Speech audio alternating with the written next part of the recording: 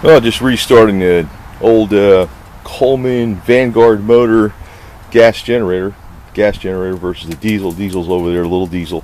And you know, one problem I always have is like the carburetor gets clogged up. This time it started, but it's been surging. But as it's been running, it's getting a little smoother.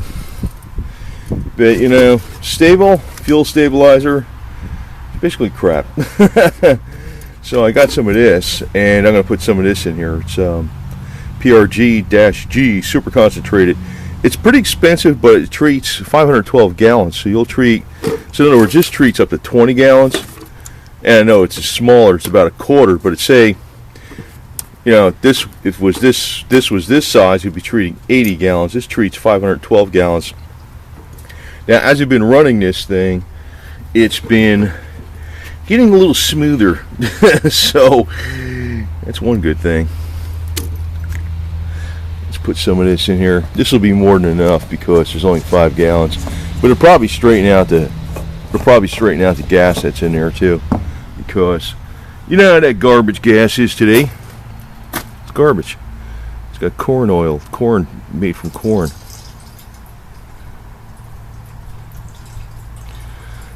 So that's just a guesstimate, but guaranteed to be more than enough.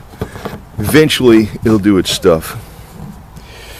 Good thing is, because when I first started this, I actually had a little puddle before I started it. I turned the fuel on and I had to tap the carb. I guess you can't see it. Probably not that much gas, but there was some gas right there.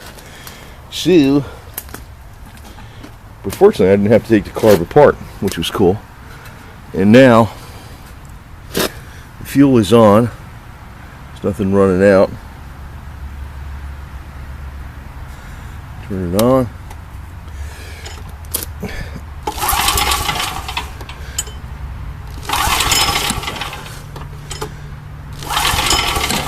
Well, you could tell there's some freaking flooding going on there. That's why it's been surging. A little starting fluid.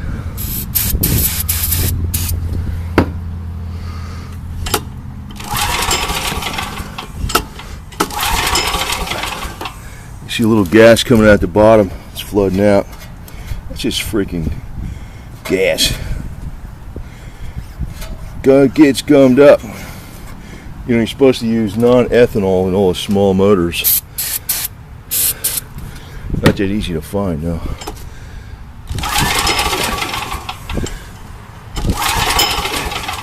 Just had it running. It's on.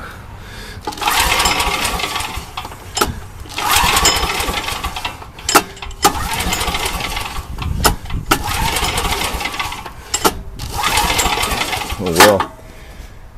Just had it running, but you can tell it's flooding out again. So that's why that stuff's going in there. We'll get it started. It was surging, still surging, but it's running a lot better. Well, there you go.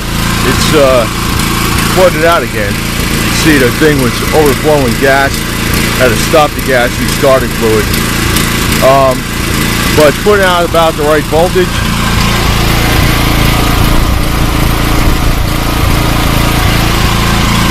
I don't know, 110, 120, right? Lights working, close enough, right? So you can see it's like it's running better than it did, but I'm gonna let it sit a while, let it run a while.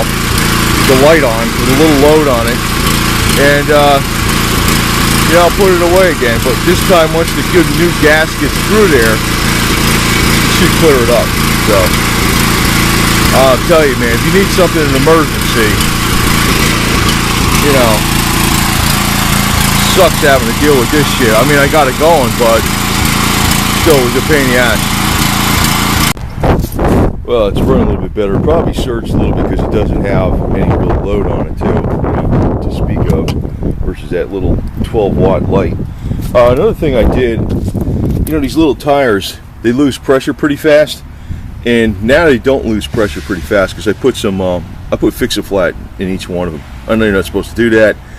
They're tube type tires, but then I don't have to pump them up that much. They need a little air, but I was able to roll this thing around because usually, even with tube type tires with no leak, several months later, they're pretty flat and they're hard to roll around. So that's another quick tip. So, but yeah, it'll run okay. I'm gonna probably put some sea foam in it, you know, clean out the carb a little more, because I don't feel like taking that carb apart again. I took it apart umpteen times because of the bad gas.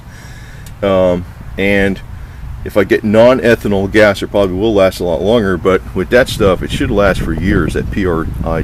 So I put enough in there to treat probably like several times more than this, so it should freaking rejuvenate that fuel. And with the fuel on, I don't see anything dripping out the bottom now, so that's good. So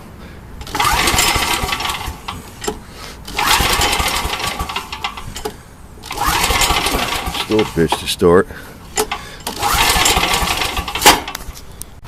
Well, here's part of the problem though. I don't think I ever changed this plug. It's kind of like a Chevy plug, man. It's like not a small motor plug. It's a Champion RCY,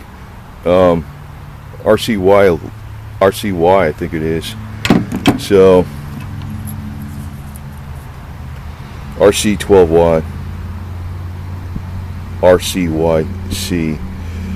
So that's pretty much like a standard freaking automotive plug. So I'm gonna take what do you call it, the propane to it, melt off all this crap on it, and that'll make a big difference. But I don't think I ever changed this plug even once. So that is a large part of the problem too. So I know the gas was bad though, because there was fuel just pouring out the bottom, so that was making the float stick, you know, needle valve. So anyway, that's the shit you want, because I'm gonna get some plugs for this bitch though. Yeah, that's the way to actually clean off the plugs, man. Do it this way. A little propane, burn off all the bad shit, get them cherry red. Cleans them off better than anything, including those little bullshit sandblasters. It gets, I don't know, it works. Actually, a lot of times you can take the plug wire carefully, you know, with some insulated pliers or whatever, something insulated.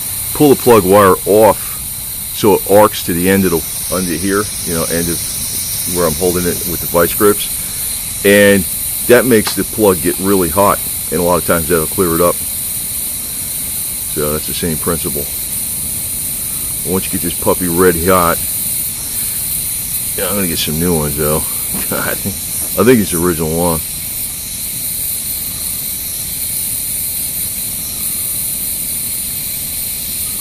Well, we did change the oil on it, so it's not bad. It's got fresh oil in there.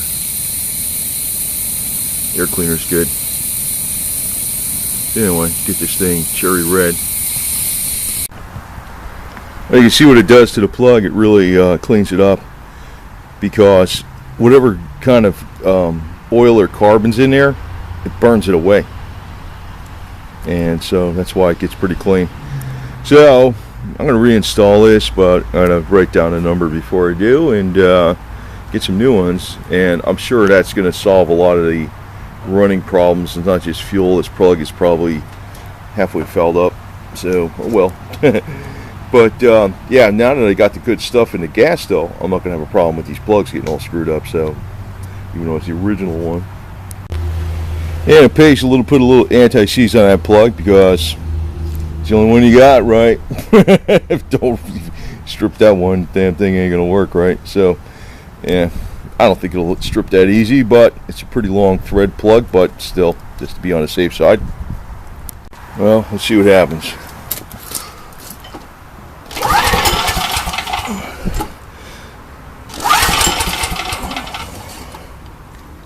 Turn it on.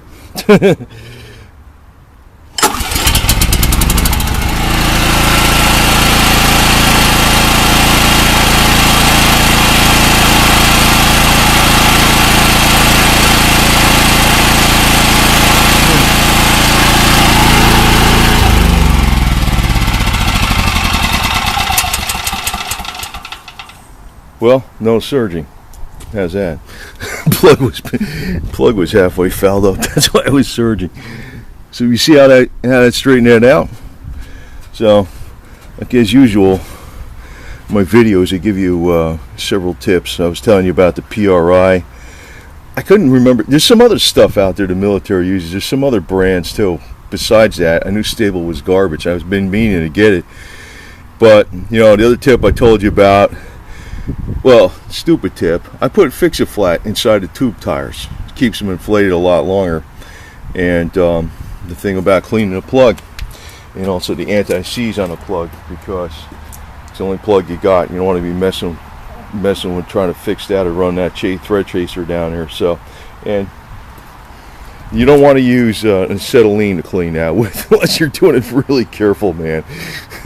Propane, you won't heat it up too much. So, and here's the plug number, Champion RC12YC. I'll probably leave this plug in here because this one's fine now. It's not really worn down, I just need a cleaning. I'll probably just tape them up here, some kind of Gorilla tape or something, the plugs, you know, in the wrapper. So that's the way I'll know where they're at if I need them, right? You know, instead of leaving them in your toolbox or something. So have them right there, taped on there, where the name says plug. Anyway, there you go.